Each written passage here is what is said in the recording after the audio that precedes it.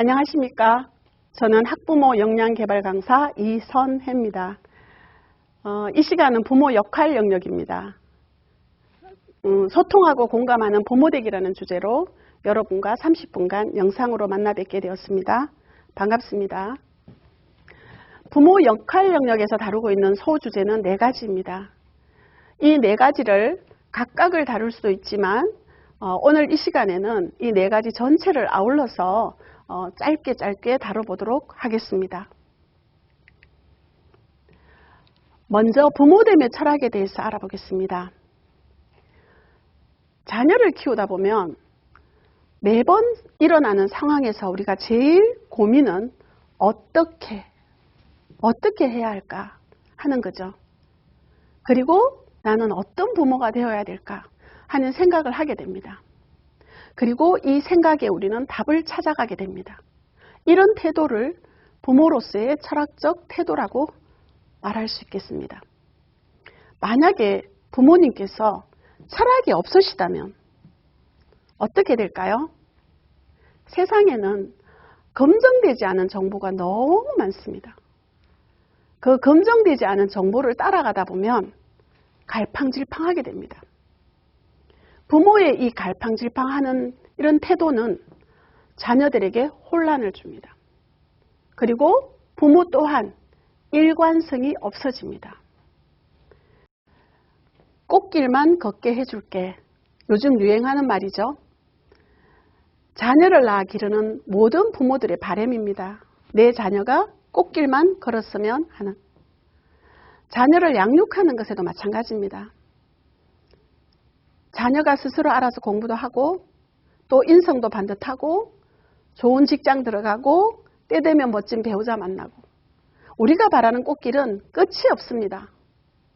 그런데 인생에는 이렇게 꼭 꽃길만 있는 것은 아닙니다. 자갈길도 많고 정말 필요한 것은 그 자갈길을 꽃길처럼 걸어갈 수 있는 힘이라는 겁니다. 이렇게 자녀 교육을 하려면 부모님들의 흔들리지 않는 철학이 있어야 됩니다. 제가 여러분에게 2가지 예를 통해서 질문을 한번 던져보겠습니다. 우리가 어릴 때 많이 들려주었던 토끼와 거북이 이야기입니다. 둘이서 경주를 하는데 토끼가 잠을 자는 바람에 거북이가 이겼다는 내용이죠. 부모님들이 자녀를 가르치실 때 사이좋게 지내라 라고 강조하십니다. 형제끼리 사이좋게 지내기를 바라시고 또 친구들과도 항상 사이좋게 지내라 라는 말씀을 많이 하십니다. 그러셨다면 토끼와 거북이의 경주에서 거북이는 잠자고 있는 토끼를 그냥 지나쳐서 가는 것이 사이 좋은 일이었을까? 라는 질문을 해볼 수가 있습니다. 만약에 내 아이가 거북이였다면 여러분은 이건 경주니까 그냥 내가 가서 1등 해도 돼 이렇게 가르치실 거예요? 아니면 토끼를 깨워서 우리 함께 가자 이렇게 말했었어야지 라고 가르치실 건가요? 만약에 살다 보면 내 아이가 토끼의 경우가 될 수도 있고 거북이의 경우가 될 수도 있습니다. 이럴 때 부모님들의 가르침이 그때그때 달라진다면 우리 아이들의 정체성에 혼란이 옵니다. 그러면 여러분은 어떻게 가르치실 건가요? 네, 다음 한 가지 더 예를 보겠습니다. 어미새가 먹이를 물고 와서 새끼새 입에 넣어주는 장면입니다. 굉장히 아름답기도 하고 감동적이기도 합니다.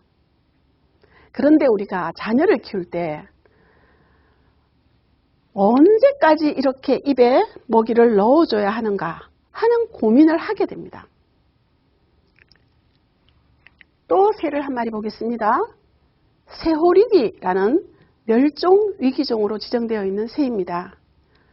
한 가족인 듯한 새가 하늘로 날아오릅니다.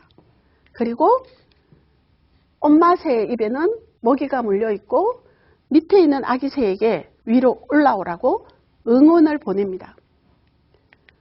아기 새는 마침내 날아올라 엄마 새 입에 있는 먹이를 받아 먹습니다. 여러분 한번 생각해 보세요. 한 번만에 이렇게 성공했을까요? 정말 많은 실패 끝에 이 새끼는 드디어 날아올랐고 엄마 입에 있는 먹이를 받아 먹을 수 있었을 겁니다. 우리가 부모 역할을 어떻게 하는가에 대한 판단 기준은 내 자녀가 진짜 행복해지는 방법이 뭘까가 되어야 합니다. 내 자녀가 나아갈 삶에는 꽃길도 있지만 자갈길도 있습니다. 자갈길을 만났을 때도 씩씩하게 걸어갈 수 있는 용기가 있는 아이, 힘이 있는 아이, 그리고 지혜가 있는 아이로 키우셔야 그 아이는 세상 속에서 행복할 수 있습니다. 그럼 우리는 이런 문제를 두고 나는 어떤 부모이기를 원하는가 고민해 보셔야 될 것 같습니다. 이렇게 고민에 고민을 거듭해도 또 자녀들의 성장에 따른 또 다른 고충이 있습니다. 갑자기 어른인 듯 어른 아닌 고등학생이 된 내 자녀의 발달 특성에 대해서 알아보겠습니다. 고등학생의 발달은 대나무의 성장과 비유합니다. 대나무는 4년에서 5년 동안 거의 뿌리만 자라고 5년 만에 30cm가 자란다고 합니다. 그런데 그 이후부터는 6주 동안 30m가 자란다고 합니다. 고등학생 자녀도 늘 초등학생인 줄 알았던 내 자녀가 어느 날 불쑥 커버린 겁니다. 그런데 부모님들은 매일 보는 내 자녀이기 때문에 이 성장을 놓칠 수가 있습니다. 자기의 성장에 맞춰서 지지해주고 배려해줘야 합니다. 그런데 이때도 우리가 초등학생 취급을 하면서 어린아이 취급을 하면서 일일이 명령하거나 지시하면 갈등이 생길 수밖에 없습니다. 자, 우리 아이는 키만 자란 게 아닙니다. 모든 영역에서 엄청난 성장을 이루었습니다. 이럴 때 우리 부모들이 이 영역의 발달을 놓치시면 건강한 성장을 이룰 수가 없습니다. 한 가지 보겠습니다. 인지 영역 보겠습니다. 인지 발달 쪽에서는 우리 아이는 이제 기성세대의 행동이나 가치관에 대해서 판단하고 분석할 수 있게 됩니다.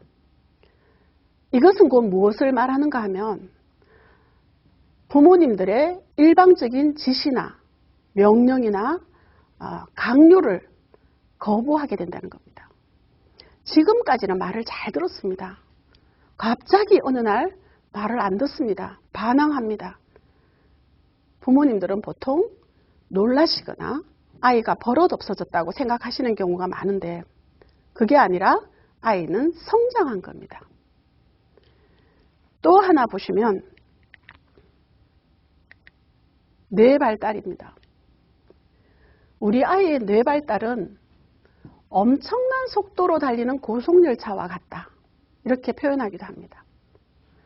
그리고 브레이크 없는 자동차 같다라고 표현하기도 합니다. 그리고 우리 아이 안에는 지킬과 하이드가 같이 있다. 이게 무슨 말일까요?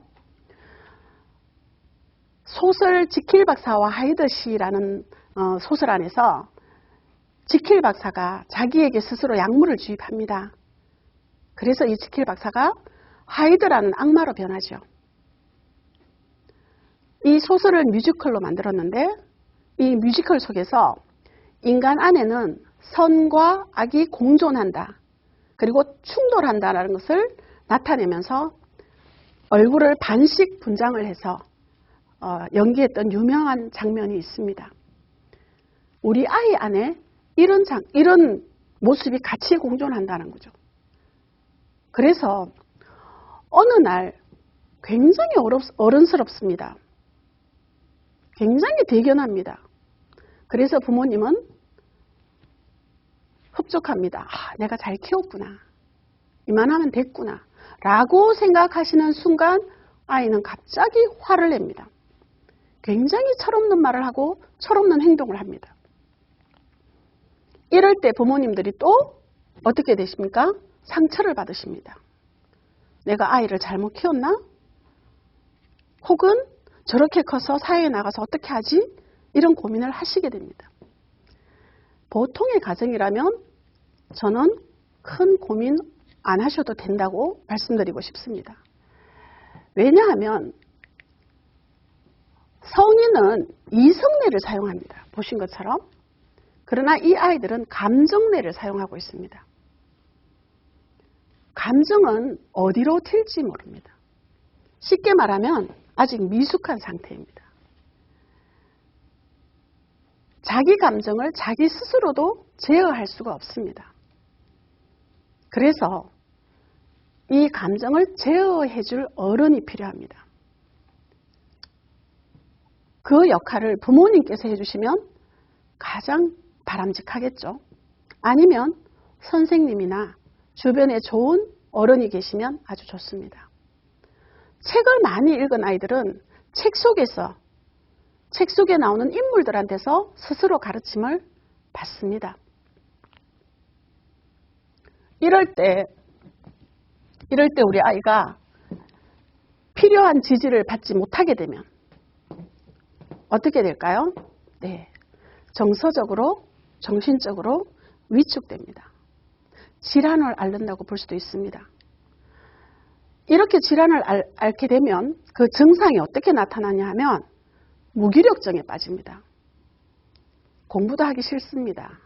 만사가 귀찮습니다. 그리고 우울해집니다.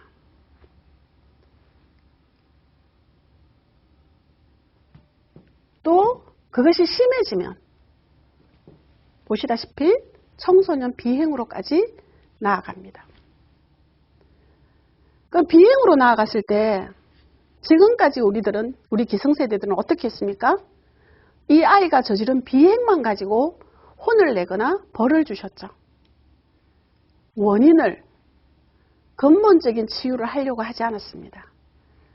이제는 그렇게 접근하시면 안 됩니다.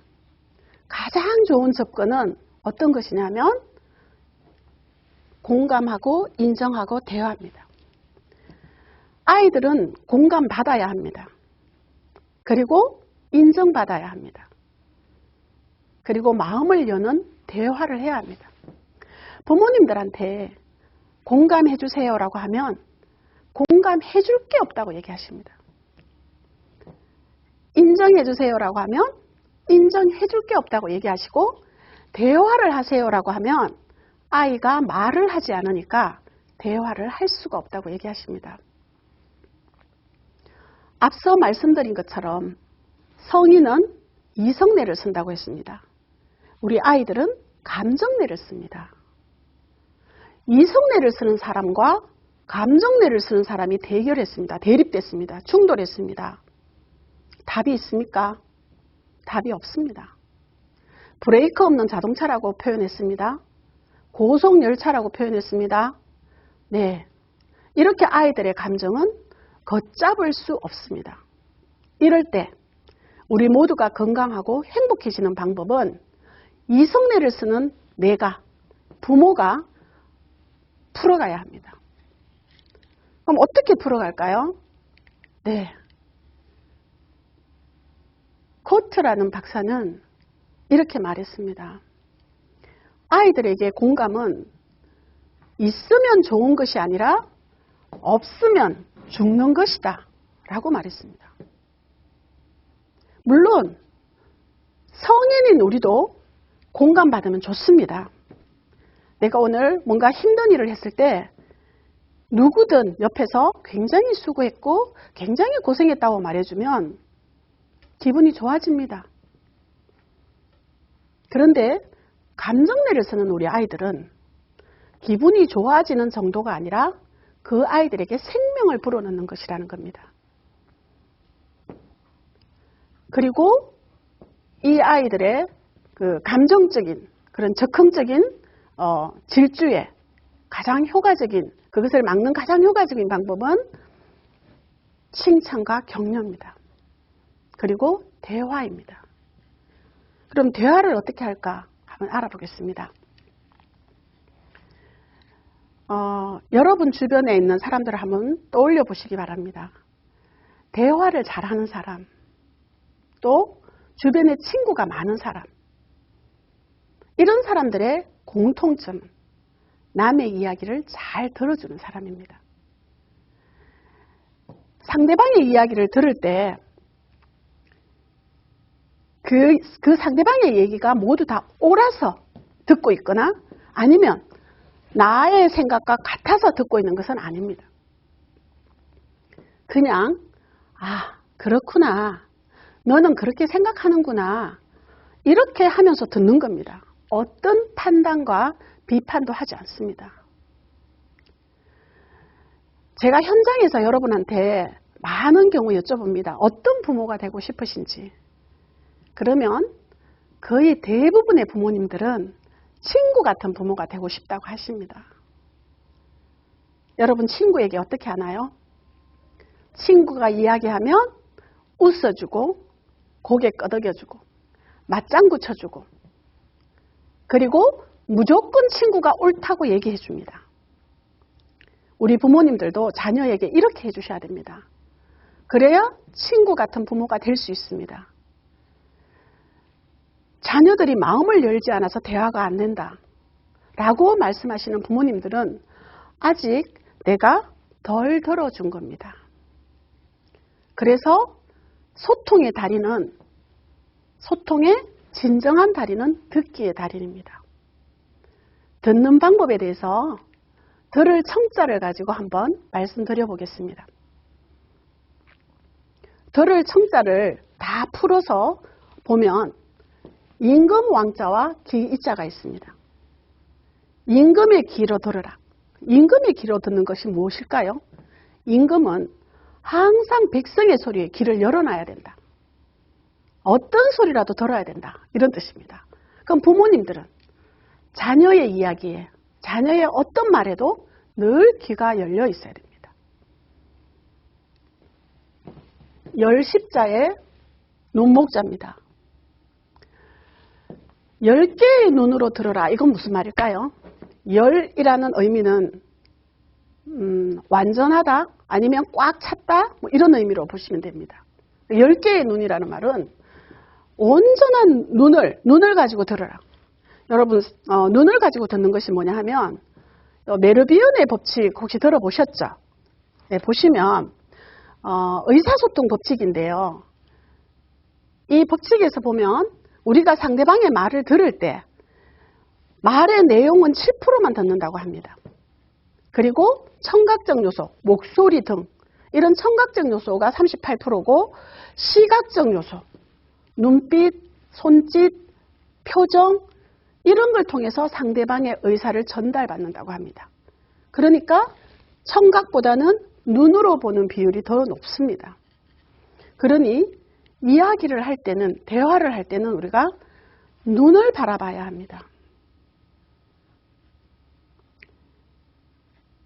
우리가 눈을 마주친다는 것은 굉장히 중요합니다. 보기 싫은 사람은 눈을 안 보잖아요. 내가 미워하는 사람은 눈을 안 보잖아요. 요즘 TV에서도 서로 눈을 마주보고 뭐 그동안의 갈등이나 또 오해나 뭐 이런 것들을 풀어나가는 그런 프로그램도 있더라고요. 온전한 눈으로 들어라. 그 다음 하나 일자와 마음심입니다. 하나의 마음으로 들어라.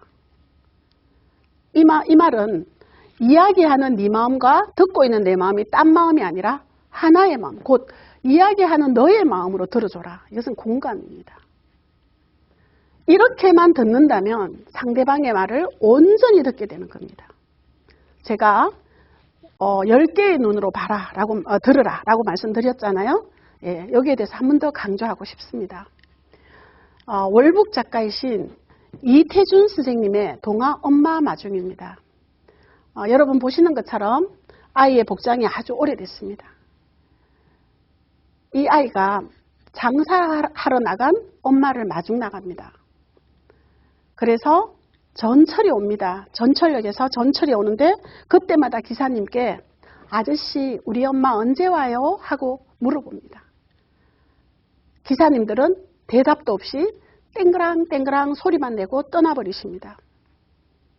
그런데 이번에 이 기사님은 내려오셨습니다. 동그라미 안에 속에 두 사람의 시선의 방향을 한번 보십시오. 서로 눈을 마주치고 있습니다. 그리고 기사님은 이 아이에게 이렇게 말합니다.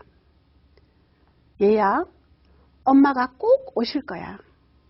그러니까 어디 가지 말고 꼭 여기서 기다려라. 라고 말씀하시고 떠나십니다. 그 이후에 아이는 전차가 와도 묻지 않습니다.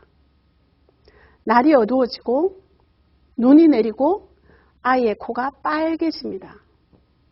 그럼에도 불구하고 아이는 엄마가 올 때까지 그 자리에서 기다립니다. 네, 한 번의 눈 맞춤의 힘이 이만큼 크고 상대방에게 신뢰를 준다는 것을 제가 말씀드렸습니다. 여러분의 자녀와 불편한 관계를 가지고 계신다면 오늘부터 일부러라도 눈을 마주치시기 바랍니다. 네. 마지막으로 감정 코칭에 대해서 알아보겠습니다. 감정 코칭의 기본 관점은 감정은 다 받아주되 행동은 고쳐준다입니다. 여기에서 감정을 다 받아준다는 말을 아이가 하고 싶은 대로 다 해준다라고 오해하시면 안 됩니다. 아이들은 아직 미숙합니다. 그래서 아이들의 행동을 고쳐줘야 합니다. 그렇다고 해서 그 아이들의 감정을 무시하거나 해서는 안 됩니다. 그럼 감정은 다 받아주고 행동은 고쳐준다는 것은 굉장히 어렵게 느껴집니다. 모든 일이 다 그렇듯이 마음먹기에 따라서 굉장히 쉬울 수도 있습니다. 만약에 부모님께서 이런 양육 태도를 갖고 계신다면 우리 아이들은 이렇게 바뀝니다. 핵심만 보면 사회에 나왔을 때 아이들은 정서적으로 자기 정서를 잘 표현하고 조절하는 능력이 큽니다. 이런 아이들은 타인의 감정에 대해서도 공감 능력이 발달합니다. 자기를 다 표현하고 상대도 부대낌 없이 받아주면 스트레스가 있을까요? 없습니다. 스트레스가 없으면 어떻게 될까요? 공부를 잘 할 수밖에 없습니다. 그리고 대부분 아이들의 폭력성은 스트레스에서 나옵니다. 그래서 이런 아이들은 폭력성도 없습니다. 학교에 가면 등교하자마자 배 아파서 보건실로 가는 아이들이 굉장히 많습니다. 그 아이들 중에는 진짜 배가 아픈 아이도 있지만 집에서 엄마에게 듣고 온 잔소리 때문에 스트레스를 받아서 배가 아픈 것처럼 느끼는 아이들도 많습니다. 그런데 이런 스트레스가 없으면 신체적 질병도 훨씬 낮아집니다. 감정 코칭으로 기르셔야 되겠죠? 제가 아주 작은 팁을 하나 오늘 말씀드리면 이겁니다. 일단 무조건 상대방의 말을 따라합니다. 어떻게 해요? 자, 아이가 엄마 나 오늘 학교 가기 싫어. 학원 가기 싫어. 네. 학교 가기 싫어도 마찬가지입니다. 하면 그대로 따라합니다. 오늘 학교 가기 싫다고? 응. 진짜 오늘만 좀 학교 안 가면 안 돼? 라고 합니다. 그럼 또 그것을 또 반복합니다. 어떻게 해요? 오늘만 학교 안 가고 싶다고 이렇게 반복합니다. 여러분 이렇게 하려면 어떻게 해야 될까요? 아이의 말에 집중하셔야 됩니다. 아이가 한 말을 그대로 따라해야 됩니다. 내 말을 보태지 마시고요. 자, 그랬더니 엄마가 이렇게 질문하니까 아이가 다시 말할 용기를 갖습니다. 어떻게 해요? 엄마, 내가 오늘은 이상하게 머리가 아파. 그래서 정말 학교 가기 싫어. 그럼 우리 엄마가 어떻게 해줘야 돼요? 또 그대로 반복합니다. 어떻게? 아, 오늘 정말 머리가 아프구나. 그래서 학교 못 가겠다고? 네, 이렇게 합니다. 제가 강의 시간이니까 3번만 하는데 현실에서는 어때요? 말이 긴 아이들은 30번도 합니다. 그때마다 다 이렇게 받아주고 반복하고 받아주고 반복합니다. 그동안 우리 아이들은 어떻게 될까요? 마음이 열립니다. 왜 마음이 열릴까요? 내가 내 감정을 아이에게 지불했잖아요. 많은 시간 아이와 호흡했고 아이의 말을 받아줬고 아이의 감정을 무시하지 않았고 결국 이 감정 지불 비용으로 아이에게 훨씬 큰 대가를 받을 수 있습니다. 자, 이렇게 반복하고 끝에 우리는 어떻게 해야 된다고요? 아이의 행동을 수정해 줘야 되겠죠. 그럴 때 내 생각을 표현합니다. 그런데 학교 안 가는 것은 좀 그렇지 않아? 라고 표현하는 거죠. 아니면 가서 5점만 있다 올래? 이렇게 표현할 수도 있죠. 또 여러분 여기서 주의하셔야 될 것은 내 생각 표현하기입니다. 내 생각 강요하기, 내 생각 주장하기 아닙니다. 내 생각 표현하기입니다. 그리고 결정은 누가 합니까? 아이가 합니다. 이런 자기 결정을 자주 해본 아이들은 훨씬 내공이 큰 아이로 자랍니다. 힘이 센 아이로 자랍니다. 여러분이 이런 기회를 주셔야 됩니다. 모든 것을 엄마가 하라는 대로 해. 아빠가 하라는 대로 해. 아이는 자기 결정 능력이 없는 아이가 됩니다. 앞에서 우리가 먹이를 먹여주는 새를 본 것처럼 언제까지 그렇게 내가 다 결정해 주실 수 있으실까요? 우리는 아이의 결정 능력을 키워주기 위해서 이렇게 긴 시간 내 감정을 여기다 쏟아붓는 겁니다. 그렇게 대화를 하다 보면 아이의 말 뒤에 숨은 의미를 알게 됩니다. 아이가 학교 가기 싫은 이유가 단순히 자기가 말한 머리가 아프거나 배가 아파서가 아닐 겁니다. 친구 관계에 문제가 있을 수도 있고 아니면 오늘 중요한 숙제를 해야 되는데 그 숙제를 못해서 안 가려고 하는 것일 수도 있습니다. 혹은 학교에 있는 선생님과 갈등 관계가 생겼을 수도 있습니다. 이유는 너무 많습니다. 이런 이유들을 우리 부모님들은 자녀가 나한테 다 말을 하겠지라고 생각하시는데 그렇지 않습니다. 우리는 이렇게 감정 코칭으로 긴 대화를 통해서 내가 그 아이의 표정이나 말투나 눈빛을 통해서 감정 교류를 하면서 알아야 됩니다. 이렇게 알고 나면 내가 무슨 이야기를 해줄 수 있어요? 만약에 숙제를 안 했어요. 그게 원인이었다면 또 부모로서 내릴 수 있는 처방 혹은 표현이 달라질 수 있잖아요. 선생님하고 갈등이 생겼다면 또 다른 이야기를 할 수 있고 만약에 굉장히 친했던 친구랑 갈등이 생긴 것을 알게 됐다면 또 다른 이야기를 해 주실 수가 있죠. 그래서 아이와 감정 지불을 하면서 긴 이야기는 굉장히 중요합니다. 그랬을 때 비로소 효율적으로 내 생각을 전달할 수 있습니다. 오늘 부모 역할 영역에서 처음에 부모됨의 철학에 대해서 여러분에게 말씀드렸습니다. 어떻게 해야 할까? 일어나는 모든 상황에서 나는 어떤 부모가 되어야 될까? 늘 고민하시고 그것에 답을 찾아가시는 부모님이 되시라라고 말씀드렸고요. 고등학생 자녀의 발달 특성에 있어서는 하염없이 내 아이를 어리게만 보시면 안 된다는 말씀을 드렸습니다. 내 아이는 굉장히 많은 부분에서 굉장한 성장을 이루었습니다. 그것을 인정하고 또 거기에 맞는 지지와 격려를 보내주셔라 라는 말씀을 드렸습니다. 세 번째는 소통하기에 대해서 말씀드렸는데 소통하려면 먼저 들어줘라 라고 말씀드렸죠. 예, 아이의 말을 들어주십시오. 아이가 말을 하지 않아서 들을 게 없다, 그게 아닙니다. 뭘로 들어주셔야 됩니까? 눈으로 들어주셔야 됩니다. 아이의 보여지는 모습, 아이의 행동을 통해서 아이의 마음을 읽어주시는 것, 그것도 소통입니다.